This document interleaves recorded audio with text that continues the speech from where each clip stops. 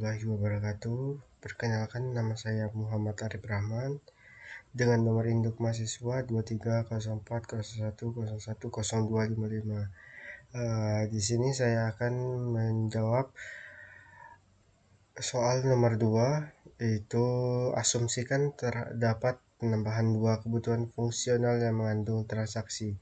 Lalu buatlah dokumen SRS Software Requirement Spesifikasi meliputi sebagai berikut. Oke, langsung saja masuk ke jawaban yang A, deskripsi change request penambahan fitur transaksi.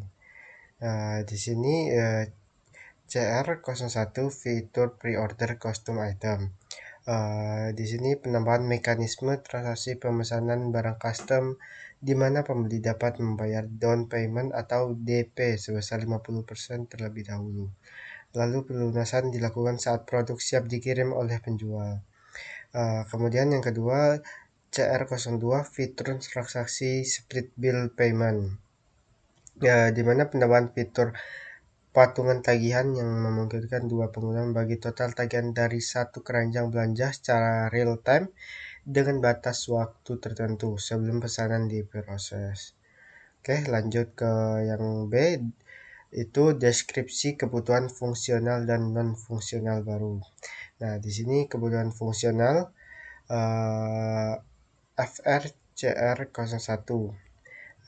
Yang pertama, sistem harus menyediakan formulir pengajuan pre-order atau PO kostum yang mencakup input deskripsi, spesifikasi, gambar referensi, dan negosiasi harga.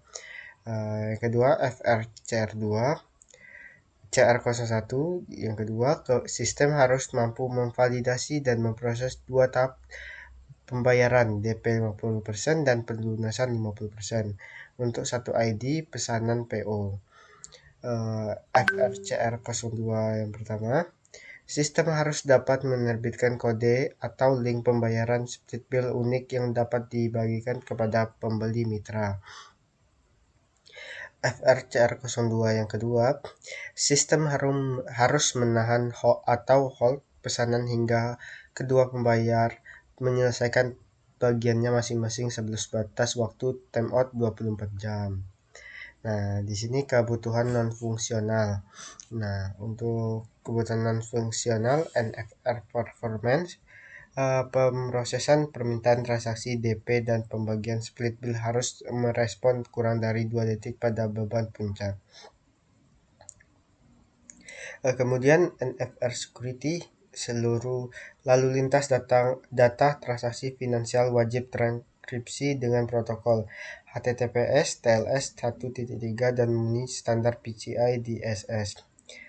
NFR reliability, sistem harus menjamin acid property pada database transaksi untuk mencegah pemotongan saldo ganda. Yang C, daftar use case dan aktor. Nah, di sini aktornya pembeli utama, buyer pertama, pengguna yang menginisiasi PO kostum atau membuat tagihan split bill. Yang kedua, pembeli mitra atau buyer kedua, pengguna yang menerima tautan dan membayarkan porsi tagihan split bill. Yang ketiga, penjual atau seller, pengguna yang menerima spesifikasi PO dan mengonfirmasi harga dan memproses barang. Yang keempat, payment gateway, sistem pihak ketiga untuk memverifikasi dan memproses transaksi pembayaran. Nah, di sini daftar use case-nya itu UC01 mengajukan PO kostum, yang UC02 melakukan pembayaran DP dan pelunasan PO. UC03 inisiasi transaksi split bill.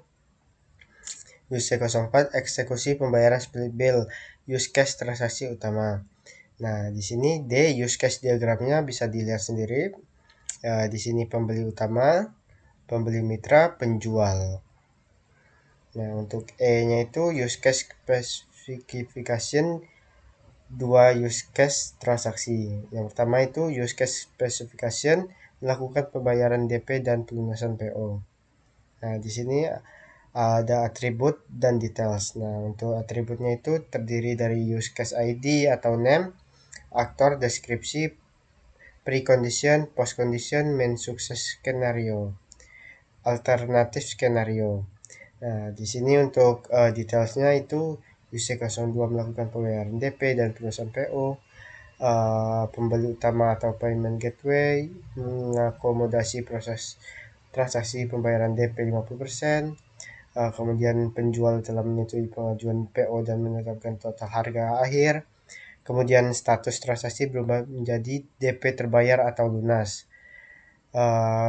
Kemudian satu pembeli membuka menu daftar transaksi PO, kemudian pembeli memilih tombol bayar DP 50%, kemudian sistem menampilkan rincian tagihan DP beserta pilihan metode pembayaran. Yang keempat, pembeli memilih metode virtual account. Yang kelima, menghubungi API Payment Gateway. Yang keenam, melakukan pembayaran via mobile banking. Yang ketujuh, Payment Gateway mengirimkan callback. Yang kedelapan, berubah status menjadi DP terbayar. Nah, di sini 6A, pembeli tidak melakukan pembayaran dalam tenggat 24 jam. 6B-nya itu sistem secara otomatis membatalkan pesanan PO dan mengubah status menjadi kadaluarsa. Nah, yang kedua itu use case specification atau eksekusi pembayaran split bill. Nah, untuk atribut dan detailsnya ini bisa dilihat sendiri. Untuk use case ID-nya itu use C04 atau untuk namanya itu eksekusi pembayaran split bill. Aktornya pembeli mitra, payment gateway. Deskripsi mengakomodasi pembeli mitra untuk membayar bagian porsi tagihan yang dibagikan oleh pembeli utama. Preconditionnya itu pembeli utama telah membuat tagihan split bill dan pembeli mitra menerima link atau notifikasi. Postconditionnya itu porsi tagihan pembeli mitra terverifikasi lunas. Main sukses skenario-nya itu yang pertama, pembeli mitra mengklik tautan atau notifikasi.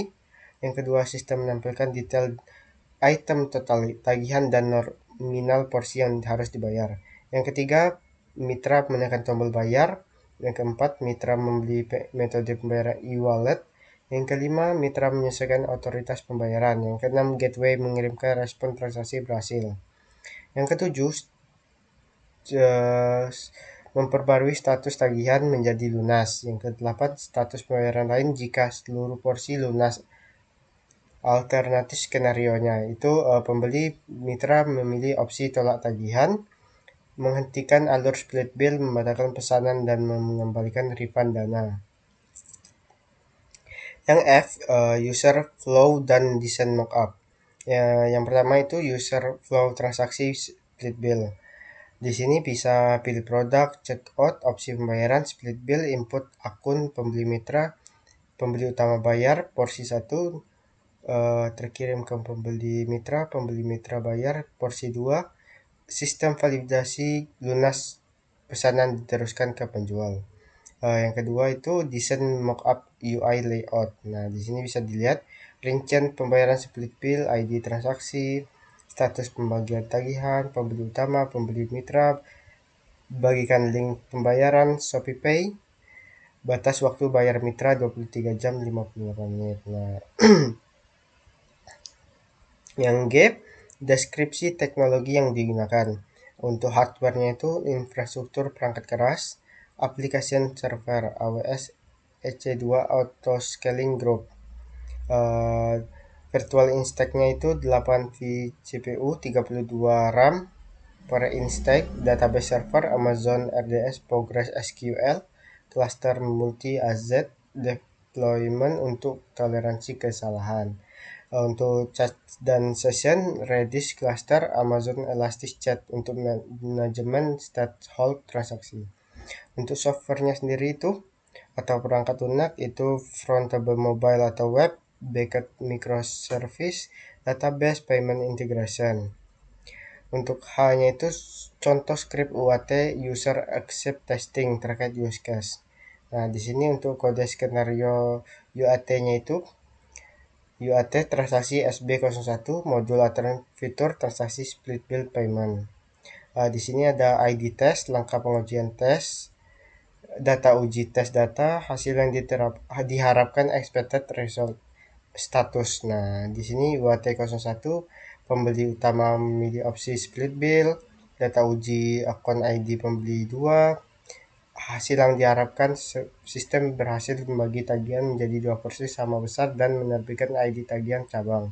Status pas. Nah, di sini untuk contoh lainnya UAT 02, 03, 04.